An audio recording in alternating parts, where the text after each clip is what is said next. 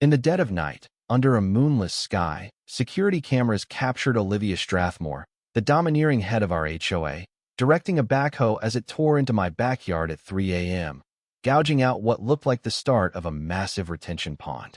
She thought she was untouchable, but she didn't know I'd spent 20 years as a hydrological engineer, and her brazen land grab was about to drown her $1.2 million estate in a flood of her own making. This is the tale of how one woman's ruthless ambition became the costliest mistake she'd ever make, a controversy that would spark outrage and expose a web of deceit. A year ago, I, Nathan Harper, inherited my uncle's 7-acre lot in Willow Creek Estates after a brutal layoff left me scrambling to start over. That land was my lifeline, quiet haven where I could rebuild after years of mapping aquifers and designing flood control systems for the state. I thought my biggest worry in this upscale neighborhood would be keeping up with lawn maintenance rules, but Olivia Strathmore had grander, darker plans. The first hint of trouble came at dawn when my neighbor, Clara, called, her voice shaking. "Nathan, there's heavy equipment on your property, and it's not yours." I grabbed my jacket and stepped outside, expecting a mix-up with a utility crew.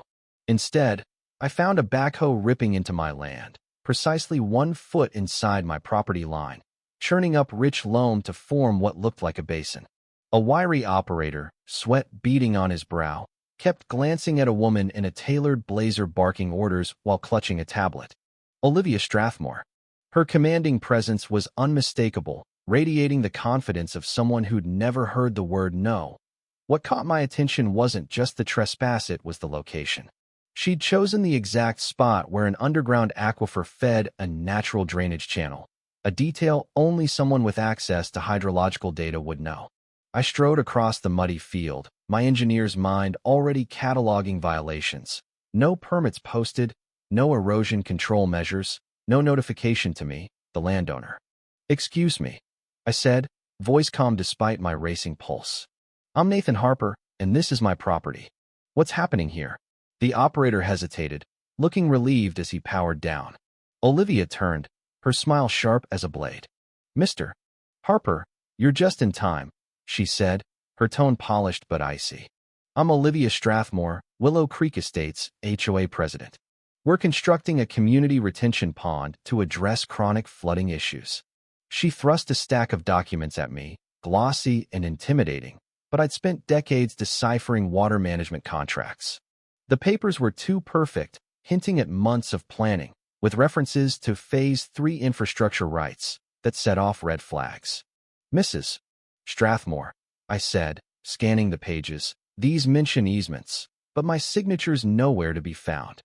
Her smile tightened, a flicker of annoyance betraying her composure. "A technicality," she said, brushing it off. "The HOA charter prioritizes community water management over individual objections.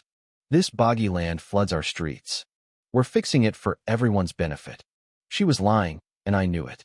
This wasn't boggy land, it was a critical drainage channel that naturally dispersed water. Digging here would create a sinkhole, not a solution. Her community project reeked of ulterior motives. "Stop the work," I said, pulling out my phone to record. "You have no legal right to excavate here." The operator nodded, packing up, while Olivia's voice turned cold. "Mr. Harper, Willow Creek runs smoothly because of our HOA's influence.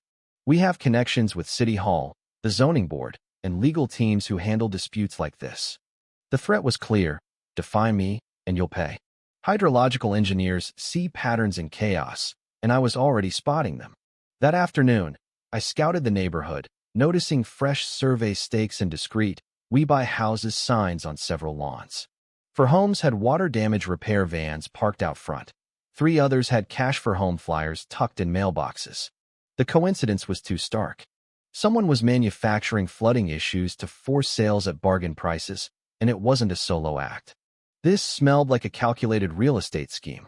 I visited Esther Klein, a retired hydrologist who'd lived in Willow Creek for 35 years. Over tea, she showed me 1992 aquifer maps the city had long forgotten. "Olivia's been snapping up properties based on some high-priced consultant's report," she said, "but they don't understand our aquifer system. The maps revealed a subterranean water flow that would turn Olivia's excavation into a disaster, channeling water straight to her estate on Maple Drive. She'd spent $75,000 digging her own trap. Then came Leo Park, a 16-year-old neighbor whose drone hobby had captured weeks of neighborhood activity for a science fair project. "Mr. Harper, you need to see this," he said, showing me footage of excavation sites on recently sold properties, all linked to sudden flooding and distressed sales. "I noticed the digging on your land and started digging through my videos," he said. The footage showed a deliberate pattern, excavations aligned with aquifer flows, targeting elderly residents and single-parent families vulnerable to financial pressure. That evening, a certified letter arrived from Olivia's lawyer, Victor Langston, demanding I cease interference and pay $30,000 for obstructing community improvements. But Victor's filing included a hydrological report admitting the aquifer's presence, proving they knew the risks. The report mentioned controlled inundation strategies and Phase 3 redevelopment, a plan to flood out homeowners, buy their properties cheap, and build luxury condos after proper drainage was installed. It was ruthless. A Thursday court hearing was set, with Olivia accusing me of harassment and sabotage. Armed with my expertise, Leo's footage, Esther's maps, and state aquifer data predicting Saturday's heavy rains would flood Olivia's estate, I prepared my case. Wednesday night, I built a presentation showing how Olivia's excavation would redirect water to her property, backed by Esther's maps. Property records revealed 15 homes sold at 35% below market after flooding, all bought by shell companies tied to Olivia's project.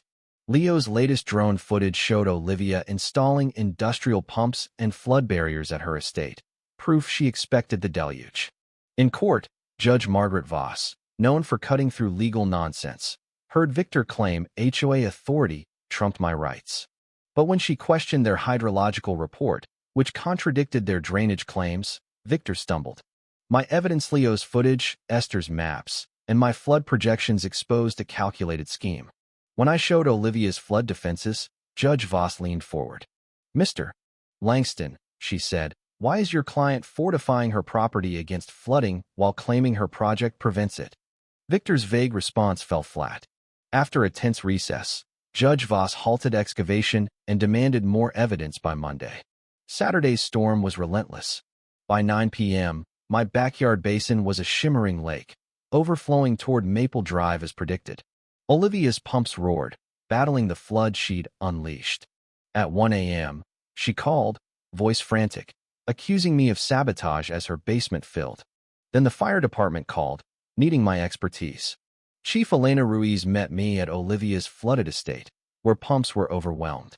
I explained the aquifer and Olivia's miscalculation, showing Esther's maps. By dawn, insurance investigator Clara Nguyen confirmed deliberate drainage manipulations across Willow Creek, designed to trigger sales. The FBI uncovered a multi-state fraud network using blockchain to mask funds. Olivia and 15 associates were arrested for racketeering and fraud. Judge Voss ordered Olivia to pay $3.1 million in restitution, liquidating her assets.